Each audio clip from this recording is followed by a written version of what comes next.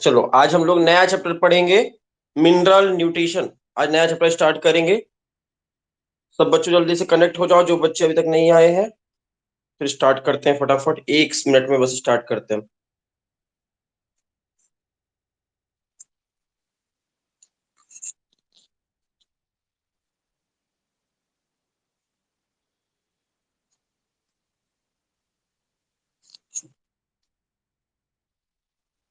Wait 1 minute only.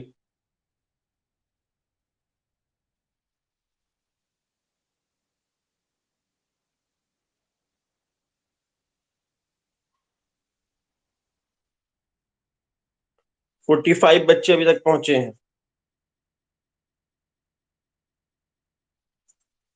कैसे कैसे करना होता है सीखना पड़ेगा अभी 1-2 दिन।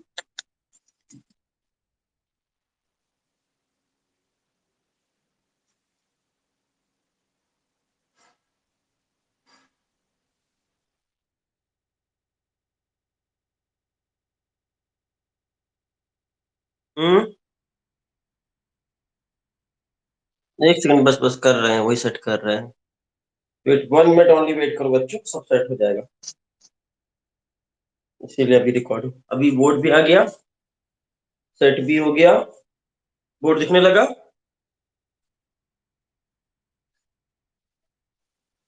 चलेगा। अब 1 सेकंड, ईयरफोन कनेक्ट कर लेते हैं। 1 सेकंड वेट करना। हम्म।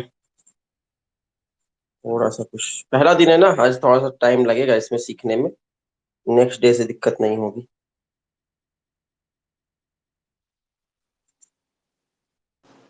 कनेक्टेड हो गया, आवाज भी। बाकी बच्चे कहाँ रह गए, अभी तक ऑनलाइन नहीं हुए हैं। 46 47 बच्चे कुल ऑनलाइन दिख रहे हैं। अच्छा, रिकॉर्डिंग मिलेगी, इस भरोसे में बैठे हुए हैं। चलो अच्छी बात है।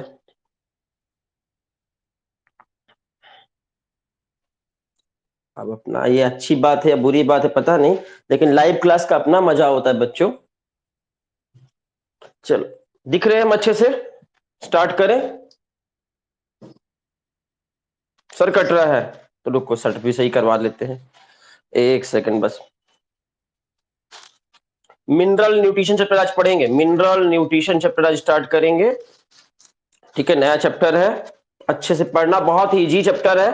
थोड़ा सा हार्ड लगेगा कहां पर, जब मिनरल्स की बात करेंगे तो आपको थोड़ा सा हार्ड लगेगा, लेकिन हार्ड होने नहीं देंगे हम, कोशिश रहेगी। कल की टेस्ट की तैयारी आप लोग की अच्छी है? कल के टेस्ट की चलेगा। कल टेस्ट का टाइमिंग मालूम चल गया ना आपको? 2 बजे से टेस्ट है कल। टाइमिंग मालूम चला? 2 से लेकर 2:45 तक टेस्ट है आपका। टॉपिक है प्लांट ग्रोथ एंड डेवलपमेंट, और ओनली बॉटनी का टेस्ट है, इसलिए अच्छे से तैयारी भी हो गई होगी होपफुली, मुझे उम्मीद है। और सभी बच्चे कोशिश करेंगे 180 में आपका 180 फुल मार्क्स आए सभी बच्चों का। चलेगा, स्टार्ट कर देते हैं फिर आज का क्लास बिना देर किए। 1 मिनट, रिकॉर्डिंग अब ऑन करने दो, अब रुक जाओ। अब रिकॉर्डिंग ऑन कैसे करते हैं? ऑप्शन कहाँ भाग गया? आया।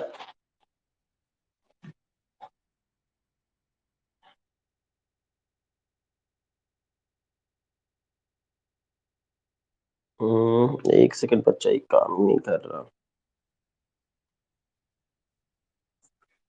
हम्म, 1 मिनट वेट करना बच्चों, अभी कुछ कुछ गड़बड़ हो रहा फिर से।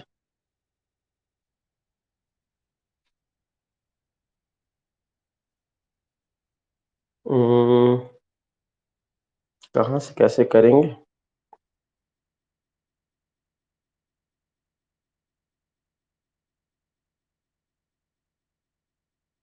वेट 1 मिनट, हम समझ में नहीं आ रहा है, बंद करके चालू करें क्या? कोई दिक्कत तो नहीं होगी कनेक्ट होने में? कुछ चीजें हमको समझ में नहीं आ रही। हम एक बार डिस्कनेक्ट करते हैं ना।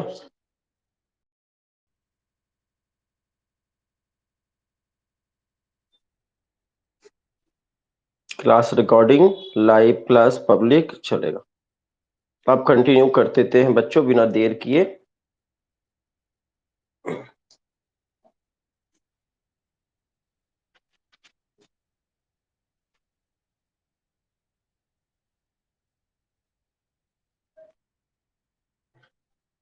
क्या हो रहा है? एक सेकंड रुकना बच्चों, स्टार्ट करते हैं क्लास को।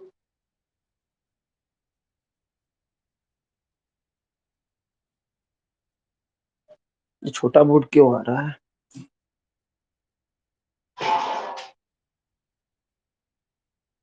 हम्म,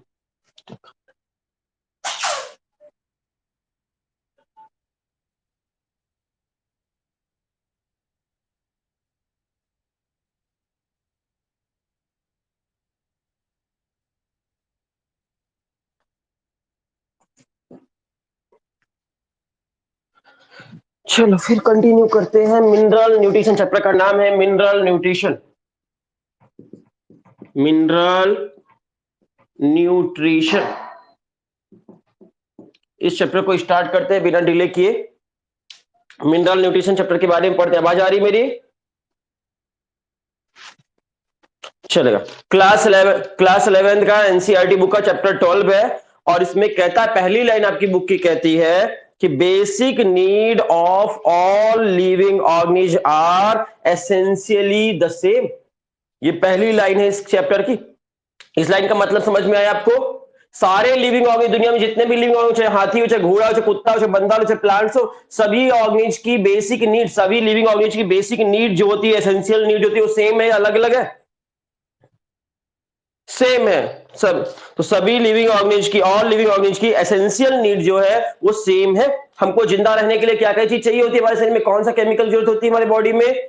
प्रोटीन की जरूरत होती है, कार्बोहाइड्रेट की जरूरत होती है, फैट की जरूरत होती है। इंसानों को जिंदा रहने के लिए क्या क्या चाहिए हमारे अंदर? कौन सा मैक्रोमोलेक्यूल चाहिए? प्रोटीन, कार्बोहाइड्रेट, फैट, डीएनए, सब चाहिए कि नहीं चाहिए? वाटर, मिनरल चाहिए कि नहीं चाहिए? तो दुनिया में सारे लिविंग ऑर्गेनिज को, पहली लाइन कहती है, दुनिया में सारे लिविंग ऑर्गेनिज को जिंदा रहने के लिए कार्बोहाइड्रेट की जरूरत सभी को है। चाहे कोई भी हो, चाहे गाय, भैंस, बकरी, कुत्ता, बिल्ली, इंसान, कोई भी हो, कार्बोहाइड्रेट सबको चाहिए।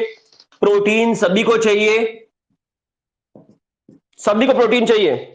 फैट सभी को चाहिए, वाटर सभी को चाहिए, न्यूट्रिएंट सबके सभी को चाहिए, मिनरल न्यूट्रिएंट सभी को चाहिए, मिनरल सभी को चाहिए। चाहिए कि नहीं चाहिए?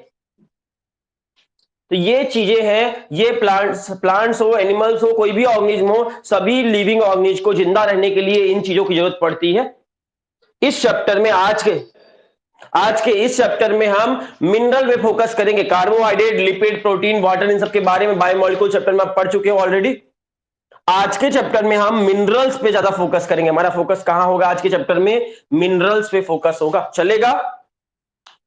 कंटिन्यू करें।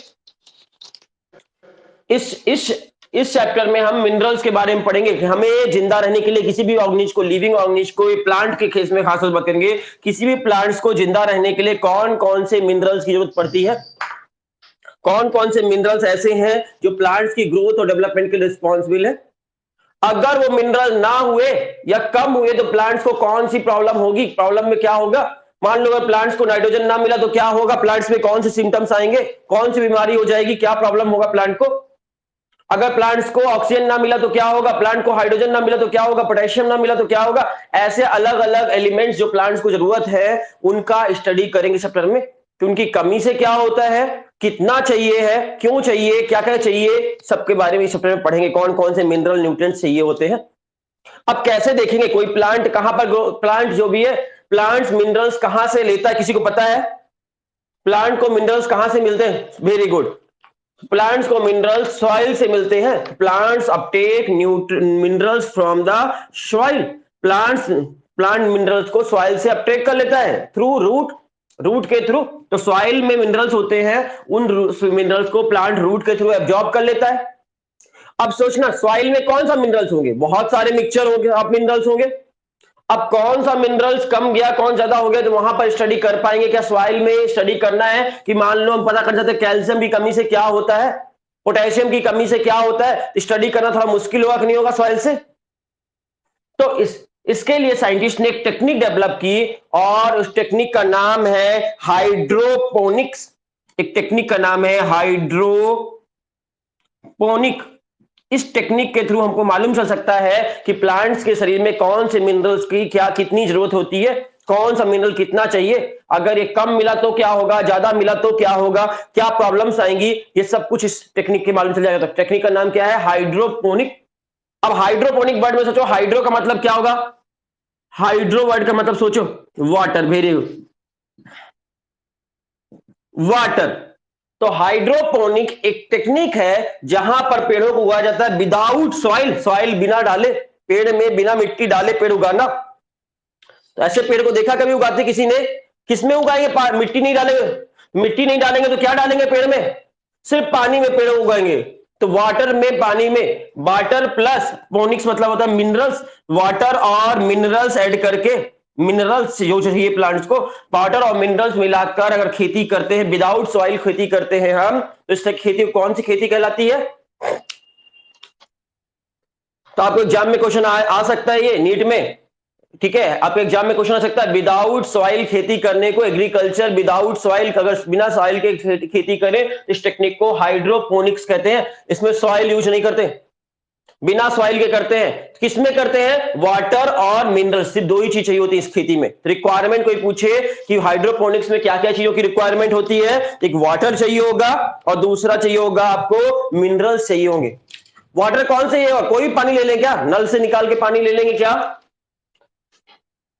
नहीं, क्योंकि हमको वाटर में अगर पहले से मिनरल्स होंगे ना, पानी अगर नल का पानी है, टैप वाटर है, कुएं का पानी है, तो उसमें आपके पानी में पहले से मिनरल डिजॉल्व होंगे कि नहीं होंगे, बहुत सारे मिनरल्स होते हैं पानी में डिजॉल्व होते हैं ना, आयरन, आयरन होता है, बहुत सारे मिनरल्स होते हैं। तो हम नहीं चाहते कि पहले से मिनरल्स हो, क्योंकि हम देखना चाहते हैं, स्टडी करना चाहते हैं ना, कौन से मिनरल्स को कितना डाल लेंगे तो पेड़ कितना ग्रोथ करता है, कौन सा जरूरी है पेड़ में डालने में, कौन सा जरूरी नहीं है, ये सब स्टडी करना चाहते हैं। तो कौन सा वाटर लेंगे, प्यूरिफाइड वाटर लेंगे। आपकी एनसीईआरटी बुक लिखती है कौन सा वाटर लेंगे, प्यूरिफाइड वाटर। प्यूरिफाइड वाटर मतलब जिसमें पहले से कोई मिनरल ना हो, पहले से कोई मिनरल ना हो, ऐसा प्यूरिफाइड वाटर लेकर आएंगे और उसमें एडिशनल अलग से मिनरल ऐड करेंगे और देखेंगे कि अगर हमने इतने mg मिनरल ऐड किया, इतने म्यूजी मिनरल ऐड किया, सपोज नाइट्रोजन इतना ऐड किया, कैल्शियम इतना ऐड किया, पोटेशियम इतना ऐड किया, तो प्लांट्स में क्या होता है, कम ऐड किया तो क्या होगा, ज्यादा ऐड किया तो क्या होगा। तो प्लांट्स में डिफरेंट डिफरेंट मिनरल्स के इफेक्ट को हम देख पाएंगे कि अलग अलग मिनरल से क्या इफेक्ट पड़ता है, कौन सा मिनरल ज्यादा इंपॉर्टेंट है, कौन सा मिनरल कम इंपॉर्टेंट है, किसके बिना काम चल सकता है, किसके बिना नहीं चल सकता है, कितना ज्यादा देने से नुकसान होगा कि फायदा होगा, ऐसे स्टडी कर सकते हैं कि नहीं कर सकते। तो बताओ मिनरल्स की स्टडी करने में कौन कौन हेल्प कर रहा है, हमारी हाइड्रोपोनिक्स हेल्प, हाइड्रोपोनिक टेक्निक के थ्रू हम मिनरल्स की स्टडी आराम से कर सकते हैं। हाइड्रोपोनिक मतलब विदाउट सॉइल खेती करना। तो आपकी एनसीईआरटी बुक में लिखा हुआ, ध्यान समझना। हाइड्रोपोनिक्स टेक्निक को डेवलप किसने किया था और कब किया था, तो पहली बार हाइड्रोपोनिक टेक्निक कब डेवलप हुई थी, तो आपके एनसीईआरटी बुक में लिखा है 1860 में, 1860 में डेवलप हुई थी। किसने डेवलप की थी, 1860 में किसने डेवलप की थी टेक्निक, तो आपकी एनसीईआरटी बुक लिखती है जूलियस वॉन सैक, साइंटिस्ट का नाम था जूलियस वॉन सैक। कहीं और पढ़ चुके हैं नाम, इन साइंटिस्ट से एक बार और पढ़ चुके हैं, कहीं पर हमको याद नहीं आ रहा कहां पढ़े थे, पर पढ़ा चुके हैं आपको। जूलियस वॉन सैक नाम के एक साइंटिस्ट थे और उन्होंने हाइड्रोपोनिक्स टेक्निक को डेवलप किया। हाइड्रोपोनिक टेक्निक किसने सिखाई दुनिया को, जूलियस वॉन सैक, साइंटिस्ट का नाम था। ईयर 1860 में जूलियस वॉन सैक, कहां के रहने वाले थे, जर्मनी के साइंटिस्ट थे। बॉटनी के साइंटिस्ट है कि जूलॉजी के थे, जर्मनी के बॉटनी। तो लिखा आपकी बुक में लिखा है जर्मन बॉटनिस्ट थे,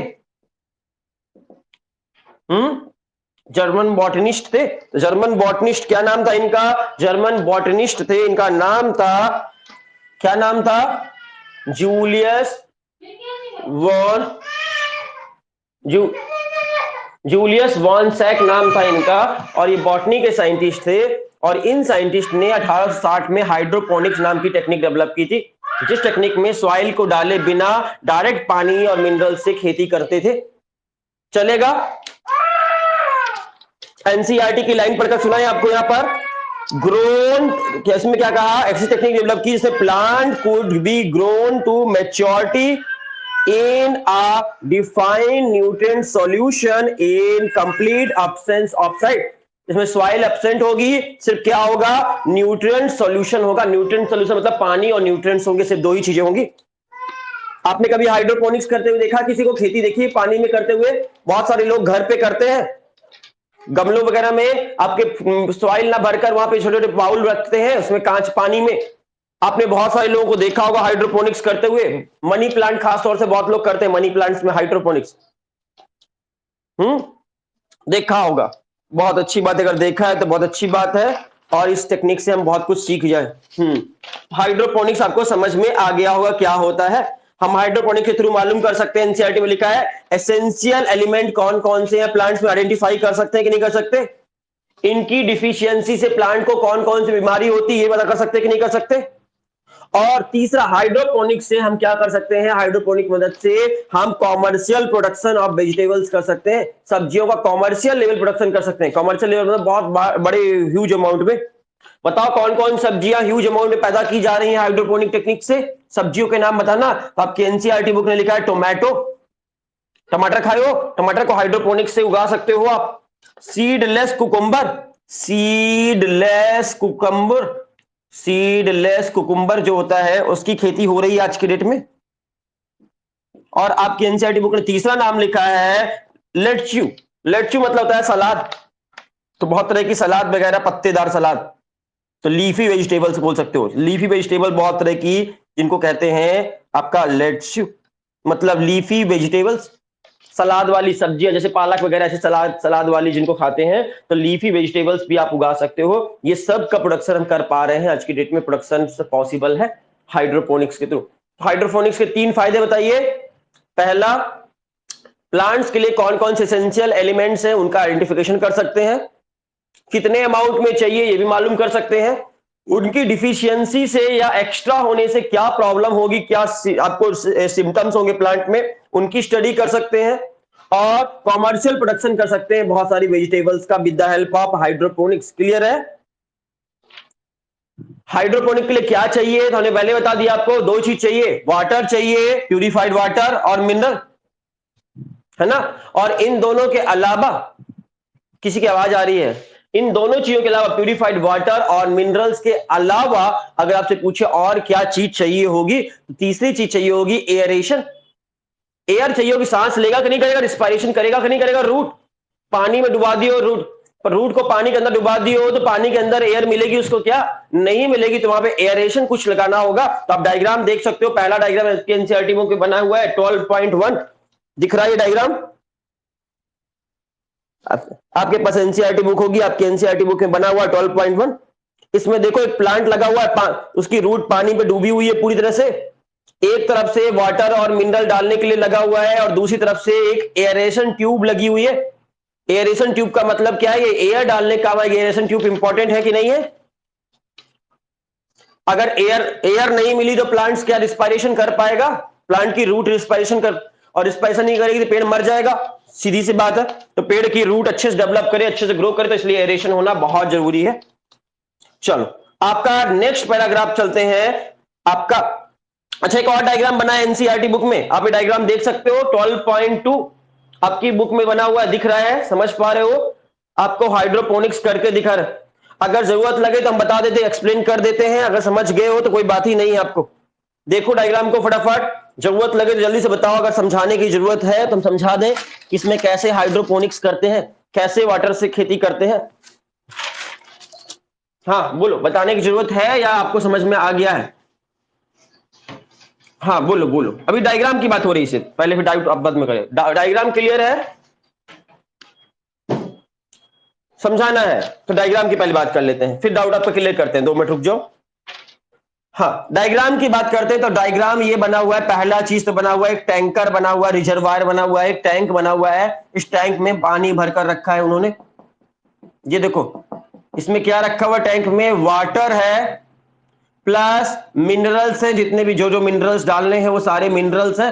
तो वाटर और मिनरल्स एक टैंक में भरकर रख लिया, कोई दिक्कत? टैंक है, टंकी है, जो भी बोलो, पंप है, उसमें एक पंप लगा दिया, इस टैंक में एक पंप लगा दिया, ये पंप लगा हुआ है। ये पंप का काम क्या होगा? पंप का काम होगा पानी को ऊपर की ओर भेजना। यहाँ पे एक पाइप लगा होगा, पाइप से पानी को ऊपर चढ़ाना, किसका काम होगा? इधर चढ़ाना, भेजना। पंप का काम है, तो पंप से पानी ऊपर की ओर जाएगा, जाएगा कि नहीं जाएगा? तो ये पंप जा रहा है इधर से, नीचे नीचे पंप लगा हुआ है, पंप से पानी ऊपर चढ़कर गया, ये आ गया पानी चढ़कर इधर की ओर, ये यहां तक पानी भेजना किसका काम है? ये पंप का काम है, ये पानी को यहां तक लाकर डालना।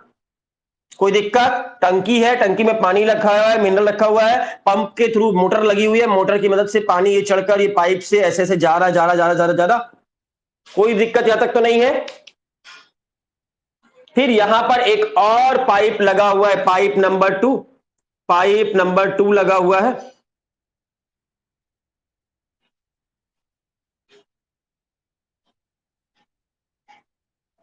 देख पा रहे हो, पाइप नंबर 2 लगा हुआ है। ये पाइप नंबर 2 जो है, इस तक पानी आ गया, यहां पर बहुत सारे छेद हैं छोटे छोटे, पाइप नंबर 2 में ये बहुत सारे छेद हैं, और इन छेदों से प्लांट निकलेगा बाहर। इस छेदों में पेड़ लगाना है। ये देखो पाइप नंबर 2 है, इसमें प्लांट लगाना है, और ये देखो प्लांट लगा, ये प्लांट की रूट है, ये प्लांट्स की लीफ लगी हुई है, ये दूसरा प्लांट है, प्लांट की रूट है, ये प्लांट की लीफ लगी हुई है। हाइड्रोपोनिक्स समझ में आ रहा? सभी प्लांट की रूट को न्यूट्रिशन, ये प्लांट की रूट को बताओ वाटर मिलेगा कि नहीं मिलेगा? ये पानी देखो यहां से चलकर आया, ये पानी यहां से अंदर अंदर ये अंदर पाइप ही पाइप आया, और ये पानी यहां से इधर में आ गया कि नहीं आ गया पानी?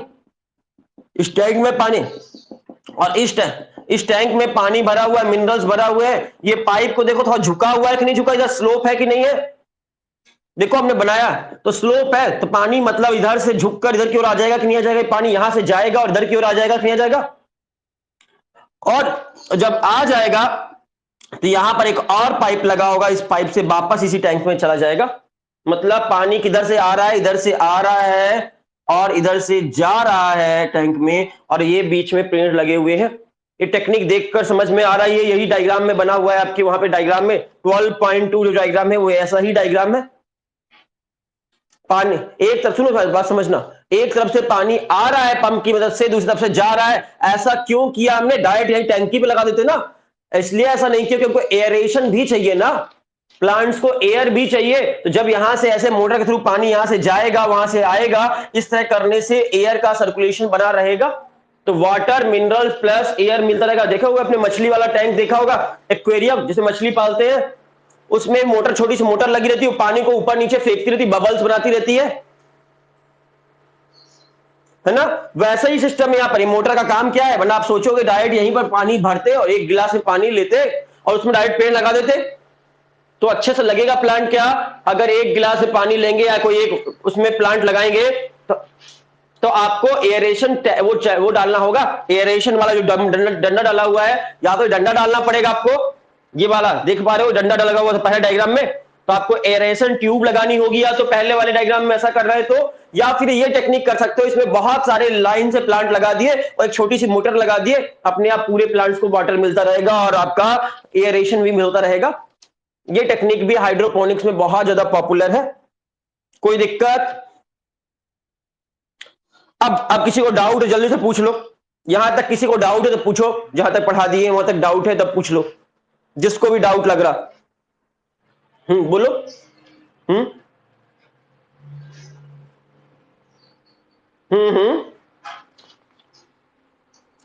कॉटन इसलिए लगा दिया है क्योंकि प्लांट जो आपकी ट्यूब में लगी हुई है ना, तो पानी लीक ना हो, पानी उड़ ना जाए, वाटर इवापोरेट होकर उड़े ना, एयर टाइट करने के लिए लगा दिया गया है। एयरेशन चैम्बर से जो एयर डाल रहे हैं वो जाए अंदर, इसलिए लगाया, और कुछ काम नहीं कॉटन का। वहां पे पेड़ को चोट ना लगे, अगल बगल से ऐसे हिले डुले ना, ज्यादा गिरे पड़े ना, सॉइल नहीं है ना, तो प्लांट के सॉइल नहीं तो प्लांट गिरने का डर है कि नहीं है? अगर ऐसे लगा हुआ इस गैप ज्यादा रहेगा तो गिरने का डर है, इधर उधर घूमता रहेगा, और गैप नहीं रखेंगे तो पेड़ दब जाएगा। समझ पा रहे हो? हम्म हाँ, इसको क्या चीज, कॉटन क्यों लगाए हैं? हाँ हाँ, चलो सुनो सुनो, कॉटन लगाने का काम इतना सा सिर्फ कि प्लांट्स को सॉइल नहीं है, प्लांट को सॉइल नहीं है, तो सॉइल ना होने की वजह से प्लांट कमजोर है, ऐसे ऐसे हवा में हिलता डुलता रहेगा, तो इसलिए कॉटन चारों तरफ लगा दी, जिससे प्लांट ज्यादा हिल डुल ना पाए, और खड़ा रहे, सीधा सीधा खड़ा रहे, सपोर्ट के लिए बस, उससे ज्यादा कुछ काम नहीं, वहां पर सपोर्ट के लिए लगा हुआ है। क्योंकि सॉइल तो है नहीं, पानी में डायरेक्ट पेड़ डला हुआ है, अब पेड़ इधर गिरेगा कभी इधर गिरेगा, इधर हिलता डुलता ना रहे, इसलिए कॉटन लगा दिए। समझ गए? सपोर्ट के लिए, सिर्फ सपोर्ट। तो आपने हाँ बोलो बोलो, कुछ और पूछना किसी को?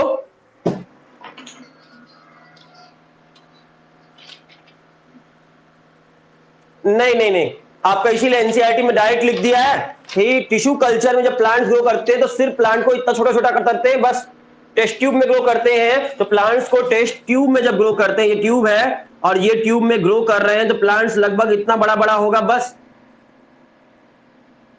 देख रहे हो? इसके बाद जैसे इतना बड़ा प्लांट हो गया, इसको निकालकर बाहर पेड़ में, जमीन में लगाते हैं, सॉइल में लगाते हैं।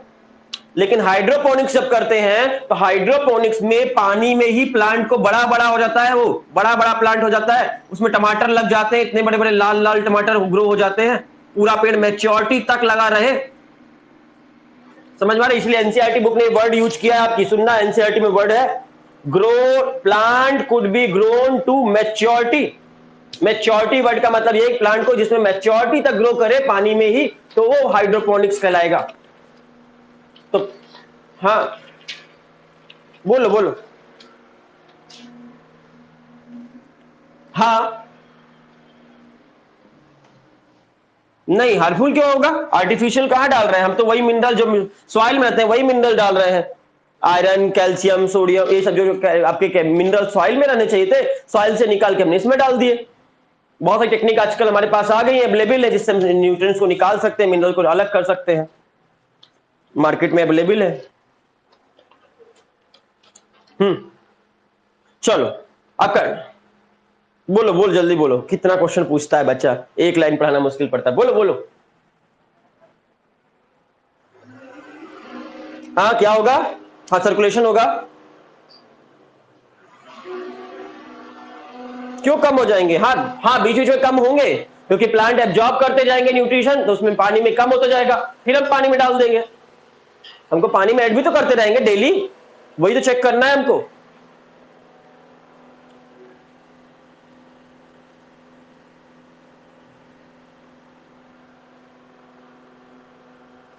पानी है, पानी में देखो, पानी के टैंक में, पानी में न्यूट्रिशन, आपके न्यूट्रिएंट्स जो है प्लांट लेते जाएंगे, जैसे जैसे न्यूट्रिएंट्स कम होते जाएंगे तो हम फिर से डालते जाएंगे उसमें, जैसे बार बार खाद डालते हैं ना प्लांट, तो वो रिजर्वायर में हमें न्यूट्रिशन जो घटते जाएंगे वो डालते जाएंगे न्यूट्रिएंट्स हम, ठीक है ना, ऐड कर सकते हैं उसमें। ये गाड़ी इतने यही हल्ला, ये गाड़ी आकर यही हल्ला कर रही है एक तो बाहर खड़ी होके, चलो कोई बात नहीं, इसको बंद कर देते हैं। चलो नेक्स्ट टॉपिक है essential mineral element. Next topic है आपका essential mineral element.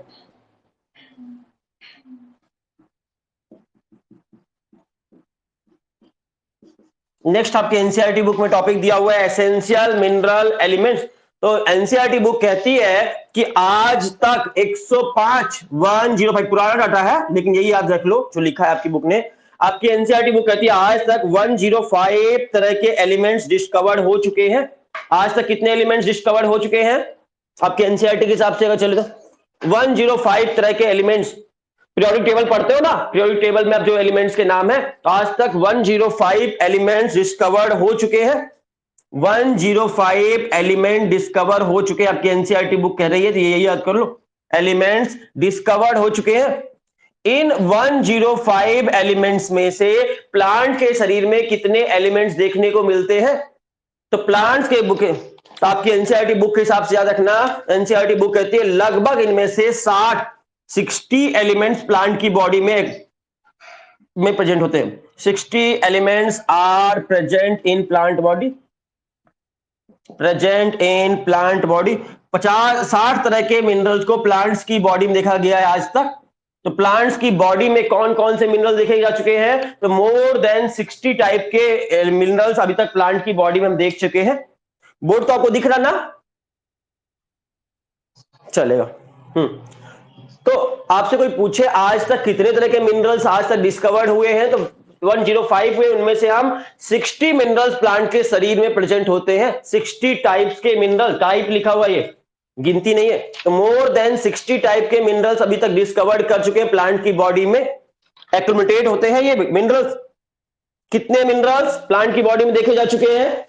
More than 60, ठीक है ना, 60 प्लस देखे जा चुके हैं। इनके नाम कोई पूछे तो इन मिनरल्स के नाम है carbon, hydrogen, oxygen, nitrogen, phosphorus, sulphur, magnesium, potassium. ये नाम जो ले रहे हैं ना, ये सब प्लांट्स की बॉडी में होते हैं। लगभग कितने एलिमेंट्स आज तक डिस्कवर्ड की प्लांट की बॉडी में देखे जा चुके हैं? मोर देन 60 तरह के देखे जा चुके हैं। क्या कर देता तुम लोग बीच बीच में, आवाज इतनी जोर से गूंजती है। तो मोर देन 60 टाइप के एलिमेंट्स आपके अभी तक देखे जा चुके हैं। अब प्लांट्स की बॉडी में बहुत सारे तरह के एलिमेंट्स स्टोर होते हैं, जैसे कि प्लांट की बॉडी अगर गोल्ड माइन के आसपास लगी हुई, सोने की फैक्ट्री, सोने की खदान होती ना, गोल्ड माइन खदानें होती सोने की, पता है ना सोना कहां से निकलता है? जमीन के अंदर खदानों से निकलता है ना। पर सोने की तो अगर गोल्ड की माइंस आसपास में, गोल्ड माइन अगर आसपास में है तो प्लांट की बॉडी में गोल्ड स्टोर हो जाएगा कि नहीं हो जाएगा? तो प्लांट की बॉडी में गोल्ड स्टोर हो जाएगा। अगर प्लांट अगर लगा है ऐसी जगह पे जहां पर न्यूक्लियर टेस्ट होते रहते हैं, साइंटिस्ट लोग न्यूक्लियर टेस्ट करते रहते हैं, तो न्यूक्लियर टेस्ट जहां पर होते रहते हैं तो वहां पर आसपास में लगा होगा, तो प्लांट की बॉडी में क्या स्टोर हो जाएगा? Radioactive, radioactive strontium, STRONTIUM, strontium. तो रेडियो एक्टिव स्ट्रोंटियम उसमें स्टोर हो जाएगा कि नहीं हो जाएगा प्लांट की बॉडी में? हाँ, अगर प्लांट कहीं पर, ठीक है, कुछ जगह पे प्लांट आसपास में अगर सेलेनियम लगा हुआ इंडस्ट्रियल एरिया है तो सेलेनियम प्लांट की बॉडी में स्टोर हो जाएगा कि नहीं हो जाएगा? सेलेनियम, तो सेलेनियम हो गया, गोल्ड हो गया, रेडियो एक्टिव स्ट्रोमियम हो गया, ये सब प्लांट की बॉडी में पाए जाते हैं कि नहीं पाए जाते? ऐसे एलिमेंट्स पाए जाते हैं, कई बार देखने को मिलते हैं। क्या ये एलिमेंट जिनका नाम लिख रहे हैं, गोल्ड है, सेलेनियम है, रेडियो एक्टिव स्ट्रोमियम है, इन सब का प्लांट के लिए जरूरी है या नहीं है? ये प्लांट के लिए एसेंशियल है या नहीं है? नहीं है। फिर तो प्लांट्स के लिए कितने एलिमेंट्स एसेंशियल हैं और वो कौन कौन से जिनके बिना प्लांट जिंदा नहीं रह सकता है? एसेंशियल एलिमेंट्स कौन कौन से? प्लांट में 60 एलिमेंट होते हैं, लेकिन उनमें से एसेंशियल एलिमेंट कितने हैं ये पढ़ना है। तो आपको बता देते हैं कि एसेंशियल एलिमेंट अभी तक डिस्कवर्ड हो चुके हैं। कितने हैं? 17 एसेंशियल एलिमेंट है। याद रखना, ये डाटा पूछा जाएगा एग्जाम में अगर तो। एसेंशियल प्लांट में टोटल कितने एलिमेंट देखे गए आज तक? 60, लेकिन उनमें से एसेंशियल कितने हैं? हाँ 60 प्लस, लेकिन उनमें से एसेंशियल कितने हैं? तो याद रखिएगा उनमें से एसेंशियल एलिमेंट आपके 17 है, 17 याद रहेगा। 17 एलिमेंट्स उसमें से एसेंशियल एलिमेंट्स में से आते हैं। इतनी बात अगर समझ में आ गई है तो बहुत अच्छी बात है बच्चों। कोई दिक्कत है तो, कोई दिक्कत यहां तक है तो पूछ लो। अच्छा बच्चों, अटेंडेंस जैसे लेना होता है इसमें तो कोई बटन दबाना होगा कि अपने आप हो जाएगी अटेंडेंस? कौन कौन बच्चा है, कौन कौन नहीं? अपने आप हो जाएगी। कुछ करना नहीं होगा ना हमको? हाँ, किसमें दिखेगी? अच्छा, नहीं अभी गिनती तो दिखा रहा है कि 53 आउट ऑफ 89, 89 बच्चों में से 53 बच्चे ऑनलाइन है, ये तो दिख रहा है। हम्म, अच्छा अच्छा, चलेगा चलेगा। हम्म ओ अच्छा, कोई बात नहीं, चलो। तो समझ गए, गोल्ड, सेलेनियम, रेडियोएक्टिव स्ट्रोमियम ये सभी भी प्लांट्स में होते हैं, लेकिन ये इंपॉर्टेंट है प्लांट के लिए कि नहीं है? गोल्ड, सेलेनियम, रेडियोएक्टिव स्ट्रोमियम ये सब इंपॉर्टेंट है प्लांट के लिए कि नहीं है? नहीं है, एसेंशियल नहीं है। इस चैप्टर में हम सिर्फ और सिर्फ 60 के बारे में पूरा पढ़ेंगे या सिर्फ 17 पे फोकस करके पढ़ेंगे? हाँ, क्योंकि 16 पढ़ने जाएंगे तो परेशान हो जाएंगे, इतना सारा पढ़ते पढ़ते आप भी भूल जाओगे, हम भी भूल जाएंगे पढ़ाते पढ़ाते। इसलिए हम प्लांट्स के लिए जो एसेंशियल है उनको पढ़ेंगे। 17 एसेंशियल है, बाकी जितने भी बचे 17 माइनस कर दो 60 में, जो भी बचे लगभग में वो सारे के सारे 43 एलिमेंट्स नॉन एसेंशियल एलिमेंट है। प्लांट्स में पाए तो जाते हैं लेकिन एसेंशियल नहीं है। अब हम कैसे डिसाइड करते हैं कौन एसेंशियल है और कौन एसेंशियल नहीं है? ये बात कैसे डिसाइड करते हैं? तो नेक्स्ट पैराग्राफ यही बोलता है, क्राइटेरिया फॉर एसेंशियल अर्नॉन एक साइंटिस्ट हुए, अर्नॉन नाम के एक साइंटिस्ट हुए और उन्होंने कहा कि एसेंशियल एलिमेंट और नॉन एसेंशियल एलिमेंट को अलग अलग कैसे करेंगे, कौन सी क्राइटेरिया है जिसके आधार पर हम एसेंशियल बोलेंगे कि एसेंशियल है। तो अर्नॉन नाम के साइंटिस्ट ने क्राइटेरिया बताए, कुछ क्राइटेरिया बताए, क्राइटेरिया बताए, क्राइटेरिया किसके लिए, फॉर एसेंशियल एलिमेंट के लिए। कौन कौन से एलिमेंट एसेंशियल है उनके लिए कुछ क्राइटेरिया एनसीईआरटी बुक कहती है। पहला क्राइटेरिया कहता है, सुनना ध्यान से, एनसीईआरटी की लाइन है, the element must be absolutely necessary for supporting normal growth and reproduction.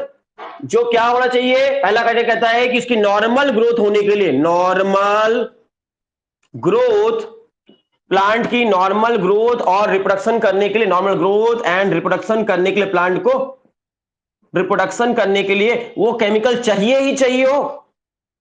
क्या हो, लिखा है element must be absolutely necessary for, absolutely necessary हो, वो क्या हो, जरूरी ही हो, उसके बिना काम चल सकता है क्या, उसके तो एब्सोल्यूट, तो बोलता है एब्सोल्युटली नेसेसरी होना चाहिए, पहली कंडीशन है absolutely necessary, NECESSORY, absolutely necessary होना चाहिए, पहला time term condition. Normal growth and reproduction करने के लिए एब्सोल्युटली एसेंशियल होना चाहिए। उसी को दूसरे लैंग्वेज में लिखता है नीचे, इन absence of element plant do not complete their life cycle. अगर वो एलिमेंट ना हो तो प्लांट का लाइफ साइकिल हो पाएगा क्या। तो समझना, 60 में से जो 60 एलिमेंट है उनमें से ऐसे एलिमेंट जिनके बिना प्लांट जिंदा नहीं रह सकता, जिनके बिना प्लांट ग्रोथ नहीं कर सकता, रिप्रोडक्शन नहीं कर सकता, अपना लाइफ साइकिल कंप्लीट नहीं कर सकता, वो सारे एलिमेंट क्या कहलाएंगे, जिनको बहुत जरूरी है प्लांट्स के लिए, वो सब क्या कहलाएंगे, एसेंशियल कहलाएंगे। पहला कंडीशन समझ में आई, पहली क्राइटेरिया। दूसरा क्राइटेरिया आपकी एनसीईआरटी बुक लिखती है बी, दूसरा क्राइटेरिया नंबर 2 लिखती है, the requirement of element must be specific. उसकी रिक्वायरमेंट बड़ी स्पेसिफिक हो प्लांट में, उसकी जरूरत है कोई दूसरा पूरा कर सकता है क्या, कोई दूसरा उसको रिप्लेस कर सकता है क्या। सपोज, आप ध्यान समझना, आपके एग्जाम में आपके क्वेश्चन पूछ रहे हैं, ध्यान समझना, अगर आपके रोटी, सपोज एग्जांपल के तौर पे रोटी जो है वो आपकी एसेंशियल फूड है या नहीं है, रोज आप खाते हैं कि नहीं खाते, ग्रोथ एंड डेवलपमेंट है, लेकिन अगर आज आपके घर में रोटी नहीं बनी तो आप चावल राइस खाकर जिंदा रह सकते हैं कि नहीं रह सकते, ग्रोथ एंड डेवलपमेंट कर सकते हैं, रिप्रोडक्शन कर सकते हैं। अगर राइस आज आपके घर में रोटी नहीं तो आप मर जाएंगे क्या, रोटी नहीं बनी, राइस बना है, तो मतलब राइस ने रिप्लेसमेंट कर दिया ना रोटी का। समझ में आ रही बात, लेकिन आपका एक दूसरे का रिप्लेसमेंट कर दिया ना, अगर राइस नहीं तो रोटी से काम चल गया, रोटी नहीं तो राइस से काम चल गया, एक दूसरे को रिप्लेस कर दे रहा है ना। ऐसा अगर यहां पर एलिमेंट के केस में रिप्लेसमेंट होगा या नहीं होगा, एसेंशियल है तो एसेंशियल में रिप्लेसमेंट नहीं होगा। अगर कैल्शियम की कमी है तो मैग्नीशियम पूरा कर पाएगा क्या, अगर कैल्शियम की कमी है हम बहुत सारा मैग्नीशियम डाल दे तो कमी पूरी हो जाएगी क्या। तो समझ में आ रहा है, रिक्वायरमेंट कैसी हो, बड़ी स्पेसिफिक हो, उसको कोई रिप्लेस ना कर सके, not replaceable by other element. इसमें इंपॉर्टेंट क्या था, दूसरे लाइन में, not replacement by other nutrients या अदर एलिमेंट्स, कोई दूसरा एलिमेंट्स उसकी रिक्वायरमेंट को रिप्लेस ना कर पाए, बड़ी स्पेसिफिक रिक्वायरमेंट होनी चाहिए प्लांट को उस चीज की, है ना। उसकी डिफिशियंसी हो जाए तो उसके डिफिशियंसी की वजह से plant can not met with supply by the other element, कोई दूसरे एलिमेंट से उसकी कमी को पूरा ना कर पाए, प्लांट्स को बीमारियां हो जाए उसकी कमी से, प्लांट्स में डिफिशियंसी का सिंड्रोम दिखने लगे, अगर वो एलिमेंट कम हो जाए तो तब एसेंशियल कहलाएगा। क्राइटेरिया नंबर 2 था। और क्राइटेरिया नंबर 3 है, ध्यान समझना, वो डायरेक्टली इन्वॉल्व होना चाहिए या इनडायरेक्टली इन्वॉल्व होना चाहिए मेटाबॉलिज्म में। हाँ, तो डायरेक्टली इन्वॉल्व होना चाहिए वो element, directly involve in metabolism, plants की मेटाबॉलिज्म में डायरेक्टली इन्वॉल्व हो। ये 3 क्राइटेरिया जो फुलफिल करेगा वही एसेंशियल एलिमेंट कहलाएगा, ऐसा अर्नॉन नाम के साइंटिस्ट ने कहा। इसलिए अर्नॉन नाम के साइंटिस्ट एक आए, एनसीईआरटी में नाम नहीं है अर्नॉन का, बस सुन लो, हम बता दिए। तो अर्नॉन एक साइंटिस्ट आए और उन्होंने 3 क्राइटेरिया बना दिए, जो इन 3 क्राइटेरिया को फुलफिल होगा वही एसेंशियल होगा। तो कितने लोग इस एग्जाम को दिए थे? 60 एलिमेंट इस एग्जाम में बैठे थे। कितने एग्जाम पे पास हुए एसेंशियल के एग्जाम में?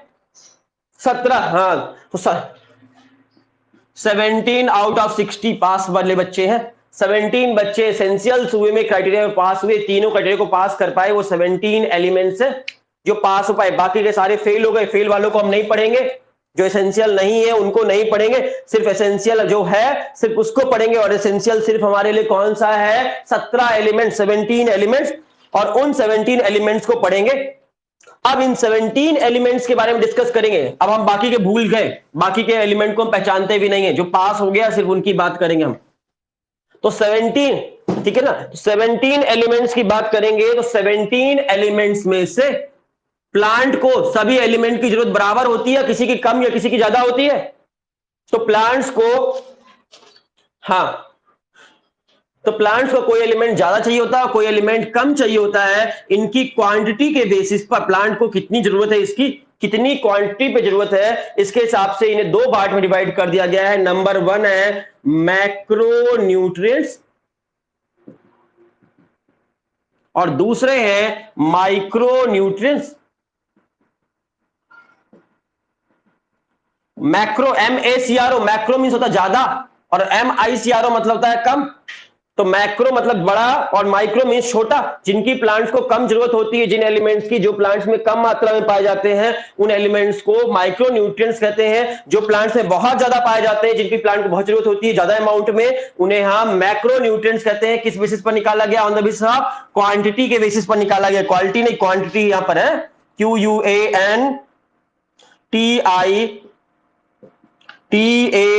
QUANTITIVE, क्वांटिटिव बेसिस पर निकाला गया, डिवाइड किया गया है मैक्रो न्यूट्रिएंट और माइक्रो न्यूट्रिएंट।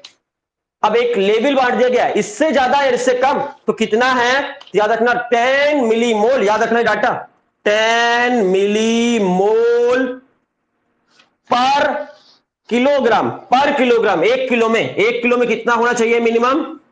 10 मिलीमोल पर किलोग्राम।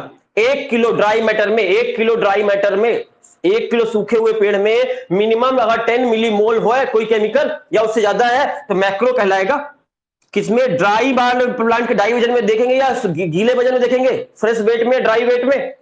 ड्राई वेट से कर। तो अगर मेरे पास एक सूखा हुआ पेड़ है, उस सूखे हुए पेड़ में 1 किलो का पेड़ है, 1 किलो प्लांट में अगर 10 मिलीमोल या 11 मिलीमोल अगर कोई एलिमेंट पाया जा रहा है, कोई एक एलिमेंट आयरन है 11 मिलीमोल, तो आयरन मैक्रो कहलाएगा या माइक्रो कहलाएगा?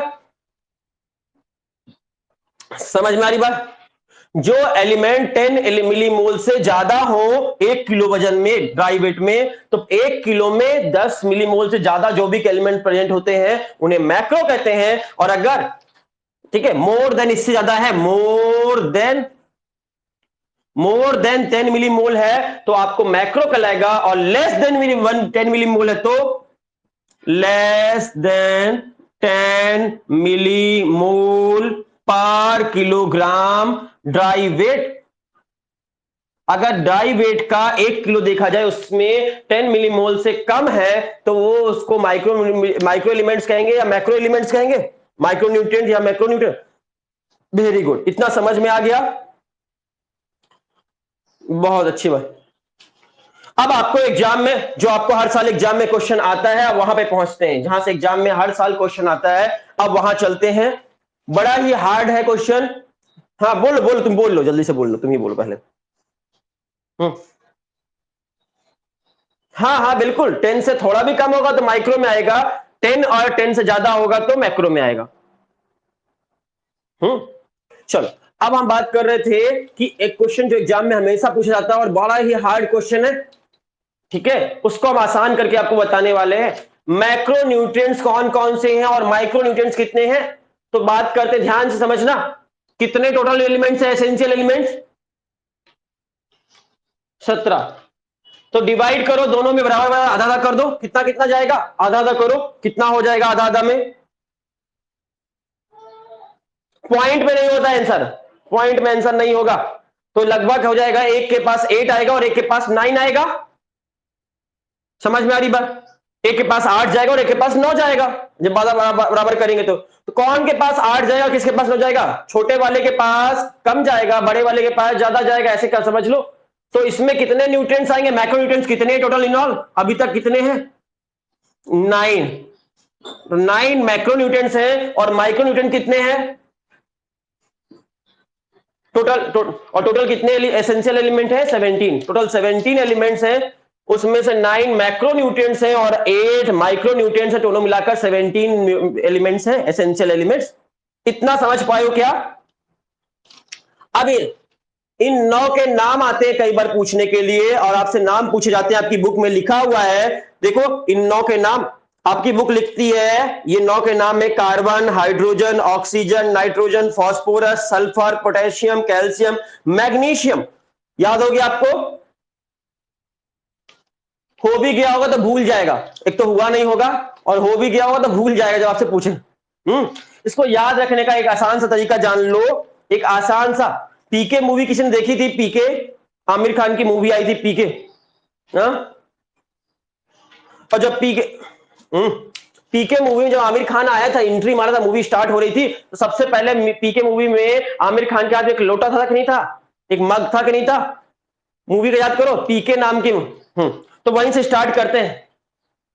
ट्रिक है, पीके का कौन सा मग, पीके का कौन सा मग है? इसमें से बहुत सारे मग रखे हुए हैं, उन्होंने से पीके का मग कौन सा है?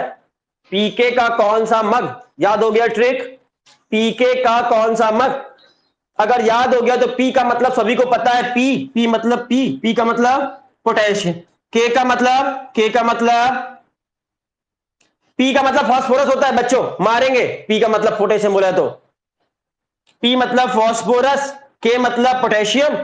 तो का स्पेलिंग बोलो, का की स्पेलिंग क्या होगी? सी ए। सी ए का मतलब कैल्स। कौन की स्पेलिंग बोलो, कौन की? CHON। कौन की स्पेलिंग क्या होती है? कार्ब। हाँ, आवाज आप लोग की बहुत ज्यादा गूंज रही है, म्यूट करो जिसकी आवाज आ रही है। हाँ, तो फास्फोरस, पोटेशियम, कैल्शियम कौन से बन गया? CHON। कौन? Carbon, hydrogen, oxygen, nitrogen. साफ स्पेलिंग एस, सल्फर। मग की स्पेलिंग MG। देखो देखो कितने कितने एलिमेंट हुए, गिन लो। 1 2 3 4 5 6 7 8 9, 9 कंप्लीट हुए कि नहीं हुए? पीके का कौन सा मग? नाम बताइए 9 एलिमेंट्स के। Phosphorus, potassium, calcium, carbon, hydrogen, oxygen. Very good, याद रहेगा। पोटेशियम, कैल्शियम, पोटेशियम, सॉरी एक बार फिर से रिपीट करते हैं। Phosphorus, potassium, calcium, carbon, hydrogen, oxygen, nitrogen, sulphur और मैग्नीशियम। ये 9 एलिमेंट्स माइक्रो न्यूट्रिएंट हैं या माइक्रो न्यूट्रिएंट्स हैं? प्लांट में इनकी जरूरत की मतलब हाँ, मतलब प्लांट्स में 10 मिली मोल से ज्यादा होंगे या कम होंगे? ज्यादा होंगे। समझ में आई बात? इसका उल्टा अब माइक्रो न्यूट्रिएंट्स की बात करते हैं जो प्लांट्स में कम होते हैं। अरे यार कौन कर रहा है? मेरी आवाज मुझे को सुनाई दे रही है किसी के माइक से, देखो उसको संभाल के रखो। चलो दूसरा बात करते हैं माइक, नहीं अभी नहीं आ रही, बीच में आई थी। ठीक है, माइक्रो न्यूट्रिएंट की अब बात करते हैं। तो ध्यान समझना, एक बड़ा सा ट्रिक, अच्छा सा ट्रिक बताते हैं, ध्यान से समझने की कोशिश करना। माइक्रो न्यूट्रिएंट का ट्रिक थोड़ा सा हार्ड है लेकिन सुनने की कोशिश करना। मेरे पास एक, ध्यान से समझना, मेरे पास एक जंग लगा हुआ समझते हो? खराब वाला जंग लगा हुआ ना। मेरे पास एक जंग लगा बेकार मोबाइल था, कल निकाल कर फेंको। उसको क्या बोला मेरे पापा ने? उस जंग लगे हुए खराब से मोबाइल पे, ठीक है ना, मैंने जंग लगा बेकार मोबाइल कल निकाल कर फेंका। याद रहेगा ट्रिक क्या है? मैंने जंग लगा, आपके पास और अच्छा ट्रिक होगा तो आप अपने ट्रिक को भी लगा सकते हैं, अपना अपना ट्रिक है जिसको जो अच्छा लगे। मुझे जो लगा मैंने लिख दिया, मैंने जंग लगा मतलब खराब, मैंने जंग लगा। किसी का कॉल आ रहा है।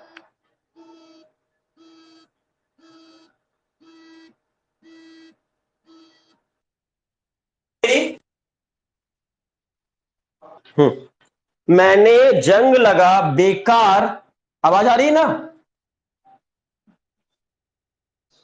मैंने मैंने जंग लगा बेकार मोबाइल, मैंने जंग लगा बेकार मोबाइल, कल निकाल, कल कल कल लगाना तो लगाओ, नहीं लगाना नहीं लगाओ, कल निकाल फेंको। थोड़ा वो बोलता है फेंको, फेंको समझते हो? फेंको वो क्या मारवाड़ी टाइप से नहीं बोलते फेंको? समझ गया ट्रिक? मैंने जंग लगा बेकार मोबाइल, कल निकाल फेंको। इसको डिकोड करते हैं। मैंने का हो गया MN, जंग लगा से बना ZN, बेकार का पहला अक्षर है B, मोबाइल का पहला अक्षर है MO, कल से बना CL, निकाल से NI, और फेको से बन गया फे और को। एसिड बना सकते हो चाहो तो, आपको लगे अच्छा तो बना सकते हो, आपको ठीक लगे तो ये ट्रिक आप अपना सकते हो, ना लगे तो आप छोड़ सकते हो, अपना ट्रिक से कर सकते हो। ये सारे के सारे माइक्रो न्यूट्रिएंट्स है। कौन कौन से माइक्रो न्यूट्रिएंट्स है याद रखिएगा। तो माइक्रो न्यूट्रिएंट्स के नाम है, माइक्रो न्यूट्रिएंट के नाम कौन कौन? हाँ, आपकी बुक लिखती है शो। चलिए अच्छा,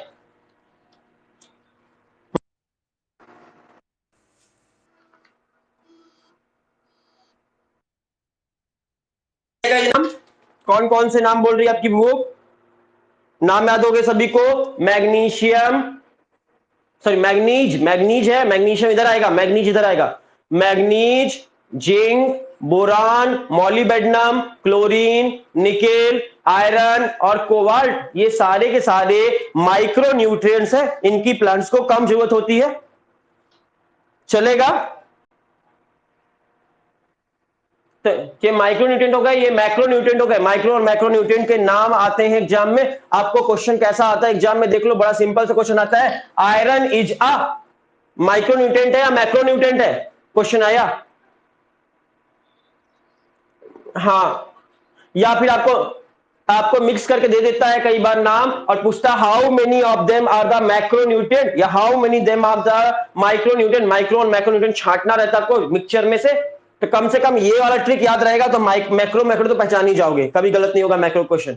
और इस वाले ट्रिक को अगर कर लिया याद तो माइक्रो भी याद हो गए। और टोटल कितने हो गए गिन लो, यहाँ पे 9 है कि नहीं है? 1 2 3 4 5 6 7 8 9, 1 2 3 4 5 6 7 8, इधर 8 है उधर 9 है, 8 और 9 प्लस करो कितना आया? तो 17 एसेंशियल एलिमेंट्स के नाम लिखिए, आपको आता है अगर 17 एसेंशियल एलिमेंट्स के नाम पहचानने के लिए आता है तो आप कर लोगे। या which one is not a essential element पहचानने के लिए आता है, 17 के अलावा कोई अलग से नाम दे देता है और बोलता है पहचानो इनमें से नॉन एसेंशियल कौन सा है, तो पहचान लोगे। तो ट्रिक से याद करो चाहे जैसे याद करो, आपकी इच्छा है, आप अपना ट्रिक बनाओ, मेरा ट्रिक यूज करो, आपको जो अच्छा लगे वो आपकी इच्छा है। बस आपको 17 एलिमेंट्स के नाम याद होने चाहिए, मैक्रो वाले माइक्रो वाले, और दोनों को जोड़ दो तो बन गया 17 एसेंशियल एलिमेंट्स। एसेंशियल एलिमेंट 17 है, उनमें से आपके 9 जो है मैक्रो न्यूट्रिएंट्स हैं और 8 जो है वो माइक्रो न्यूट्रिएंट्स हैं। ये आपको याद होने चाहिए, अच्छे से याद हो जाएंगे। अच्छा, एक एक और आपको पूछे जाते हैं बेनिफिशियल। बेनिफिशियल एक अलग वर्ड होता है। आपको देखो एसेंशियल पूछे जाएंगे 17 नाम याद रखना, मैक्रो पूछे जाएंगे तो 9 का नाम याद रखना, माइक्रो पूछे जाएंगे तो ये 8 का नाम याद रखना। अब एक और वर्ड आता है कई बार, बेनिफिशियल एलिमेंट्स के नाम बताइए। आपकी बुक में कभी बार ये भी दिया हुआ एनसीईआरटी में, बेनिफिशियल एलिमेंट्स आपके लिए कौन कौन से हैं, तो उसके लिए याद रखना सेना को सिलिकॉन, सिलिकॉन बेनिफिशियल है। ट्रिक है, दिख रहा है यहां पर, लिख दे। ट्रिक है, सेना को, सेना समझते हो आर्मी वाले सेना, सेना को सेना को सिलिकॉन बेनिफिशियल है, सेना को सिलिकॉन बेनिफिशियल है।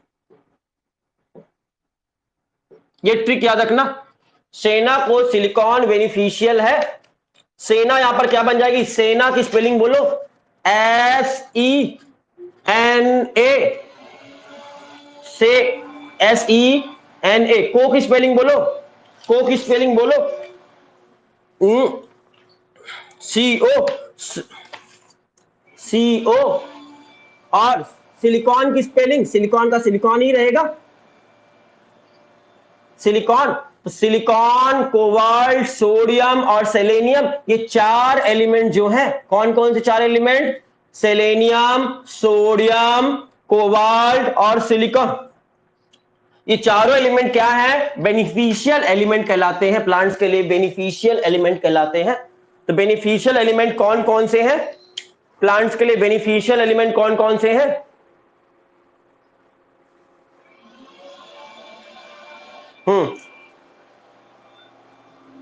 याद रहेगा, सोडियम, रुको एक मिनट एक मिनट, इसमें से सेलेनियम, सोडियम, कोबाल्ट, कोबाल्ट किसमें आता है, कोबाल्ट आपका माइक्रो न्यूट्रेंट भी है और कोबाल्ट आपका बेनिफिशियल भी है, दोनों में आता है, कोबाल्ट दोनों कैटेगरी में आता है, देख लो।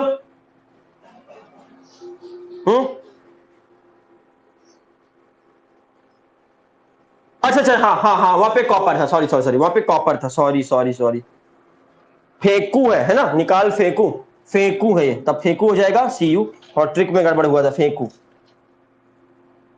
चलेगा, चलेगा। तो बेनिफिशियल में कौन कौन से हैं, कोबाल्ट है, सोडियम है, सेलेनियम है और सिलिकॉन है, याद रहेंगे, ये बेनिफिशियल एलिमेंट है, आपको याद हो गए होंगे होपफुली।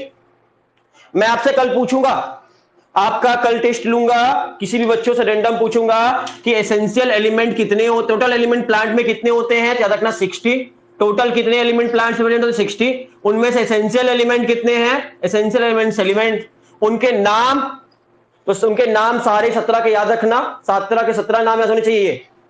मैक्रो कितने हैं उसमें से, और माइक्रो कितने हैं, 9 मैक्रो हैं और 8 माइक्रो हैं, इन 9 के नाम, इन 8 के नाम और दोनों जोड़ दो, 17 के नाम याद होने चाहिए, और बेनिफिशियल के नाम अलग से, बेनिफिशियल, ये चार एलिमेंट बेनिफिशियल है, माइक्रो मैक्रो के अलावा ये बेनिफिशियल में आते हैं। इस तरह अगर आपको इतने नाम याद हो जाएंगे विथ नेम, तो आपके एग्जाम के मैक्सिमम क्वेश्चन इधर के सॉल्व हो जाएंगे, यहीं से एग्जाम में क्वेश्चन आते हैं। हाँ रुक जाओ अभी बस, और सारे वाला बच्चा, कार्बन क्या है, मैक्रो न्यूट्रेंट है या माइक्रो न्यूट्रेंट है, एसेंशियल है कि नॉन एसेंशियल है, एसेंशियल है कि नॉन एसेंशियल है, सोडियम, सोडियम एसेंशियल है कि नॉन एसेंशियल है, एसेंशियल नहीं है, एसेंशियल में नहीं आएगा, ये चार बेनिफिशियल है, एसेंशियल नहीं है, एसेंशियल तो सिर्फ ये दोनों थे, ओनली 17 नाम एसेंशियल थे, ये 9 और ये 8 सिर्फ एसेंशियल थे, ये चारों एसेंशियल में नहीं आएंगे, कंफ्यूज मत हो जाना, ये बेनिफिशियल है, एसेंशियल अलग वर्ड होता है, बेनिफिशियल अलग वर्ड होता है, दोनों वर्ड से कंफ्यूज मत करना, एसेंशियल और बेनिफिशियल दो अलग अलग वर्ड है। कोई दिक्कत आप में से किसी बच्चों को यहां तक समझने में? हाँ बोलो बोलो, तुम पूछो अपना क्वेश्चन।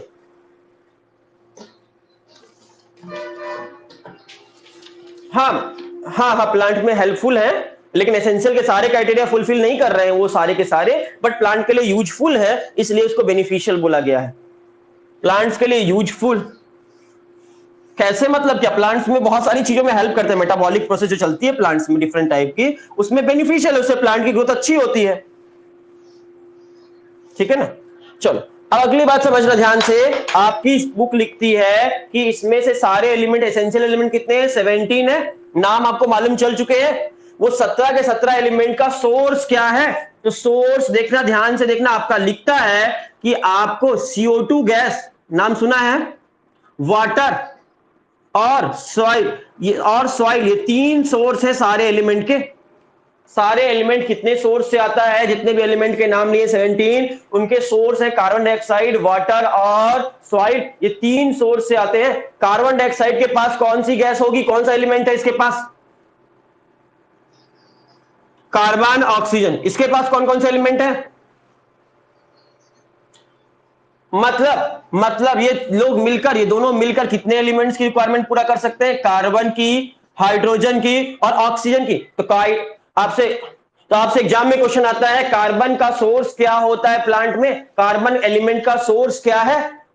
सॉइल, CO2 है, सॉइल नहीं है, सॉइल नहीं है, याद रखना। कार्बन, हाइड्रोजन और ऑक्सीजन की रिक्वायरमेंट फुलफिल हो जाती है CO2 और वाटर से। और बाकी के सारे जो एलिमेंट है, 17 में से 3 घटा दो, कितने बचे? 14 एलिमेंट। बाकी 14 एलिमेंट के लिए प्लांट किस पर डिपेंडेंट है? सॉइल पर डिपेंडेंट है। चलेगा? हम्म तो 3 एलिमेंट बस प्लांट आप गैस से ले सकता है या वाटर से ले सकता है, CO2 से और वाटर से। बाकी के सारे 14 एलिमेंट्स आपको सॉइल से ही लेता है plant with the help of root. और इसके साथ साथ मैक्रो न्यूट्रिएंट्स और माइक्रो न्यूट्रिएंट्स खत्म हो गए। ये मैक्रो न्यूट्रिएंट्स और माइक्रो न्यूट्रिएंट्स किस बेसिस पर थे? क्वांटिटी के बेसिस पर, प्लांट पर कितनी क्वांटिटी में जरूरत है। अब हम लोग कल की क्लास में, आज की क्लास यही खत्म करेंगे। कल की क्लास में पढ़ेंगे कि आपके न्यूट्रिएंट्स जो होते हैं, मतलब नेक्स्ट क्लास जब भी होगी हमारी, तो न्यूट्रिएंट्स जितने भी होते हैं उनके फंक्शन के बेसिस पर उनको डिवाइड करेंगे। फंक्शन के बेसिस पर क्या काम करते हैं। तो कल की क्लास आपके, उसके बाद अगली क्लास जब भी होगी, मतलब नेक्स्ट क्लास, कल तो कोई क्लास नहीं है, कल टेस्ट है आपका, ठीक है। और मंडे, ट्यूसडे, वेडनेसडे देखते हैं, अगर हमारा मन हुआ तो क्लास रखेंगे, नहीं मन हुआ तो आपका थर्सडे, फ्राइडे, सैटरडे तो रहती ही 3 दिन क्लास। तो वो 3 दिन आप लोग को आगे पढ़ेंगे, इसके आगे कंटिन्यू करेंगे। एक्चुअली में क्या है, का सिलेबस बहुत आगे चल रहा है। जो पेस का सिलेबस है ना, पेस का रूटीन है, उससे बहुत आगे चल रहा है। पेस बहुत पीछे है, पेस का रूटीन चल रहा है। तो इसलिए हम एक्स्ट्रा क्लास नहीं रख रहे हैं। एक्स्ट्रा क्लास इसलिए नहीं रख रहे हैं, चाहो तो हम 6 दिन पढ़ा सकते हैं, हमको कोई प्रॉब्लम नहीं है, लेकिन ये कि बहुत ज्यादा आगे हो जाएंगे। हम ऑलरेडी 2 चैप्टर आगे चल रहे हैं पेस से। जो पेस कहता है, जिस हिसाब से शेड्यूल बना के दिया है, उससे हम 1-2 चैप्टर आगे चल रहे हैं ऑलरेडी। इसे चलो फिर ठीक है, थैंक यू। आज की क्लास यहीं पे खत्म करते हैं। होपफुली आप लोग को एंजॉय किए होंगे, समझ में आया होगा। कोई बोलो।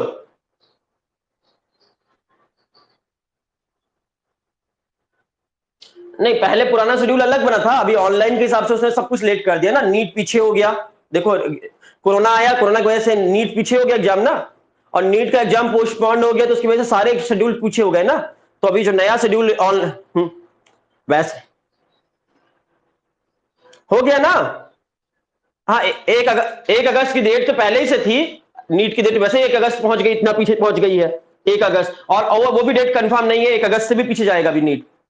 अभी 1 आध महीने और पीछे जाएगा, अगस्त में भी नहीं होगा। तो सब कुछ। हम्म क्या चीज? क्या चीज? नहीं नहीं नहीं, तो आपका सब कुछ का टाइम बढ़ेगा, इस हिसाब से उसने प्लानिंग किया है। लेकिन कोई बड़ी बात नहीं है, हम लोग का टाइम पे चल रहा है, ऑन टाइम। वैसे भी देखा जाए तो ऐसा पीछे नहीं है हम लोग। हमारा सिलेबस लगभग खत्म हो गया है। पूरा 11th हमारा खत्म हो चुका है। आपका ये महाराष्ट्र बोर्ड के साथ देखा जाए, 12th चल रहा है आपका। ये महाराष्ट्र बोर्ड में सब कुछ 12th में है, जो अब चल रहा, पढ़ा रहे हैं। आपका प्लांट ग्रोथ 12th का चैप्टर था महाराष्ट्र बोर्ड में, देखा जाए तो। हम्म और एनसीईआरटी के हिसाब से भी अगर देखा जाए तो ये लास्ट चैप्टर चल रहा है। इसके बाद एक 2 चैप्टर और बचे हैं सिर्फ, ठीक है। चलो फिर, थैंक यू, टेंशन मत लो। जब भी आप कहोगे, आपका सिलेबस तो हमारे हाथ में है, जब खत्म कर देंगे। बाय बाय बच्चा, बाय बाय बच्चा।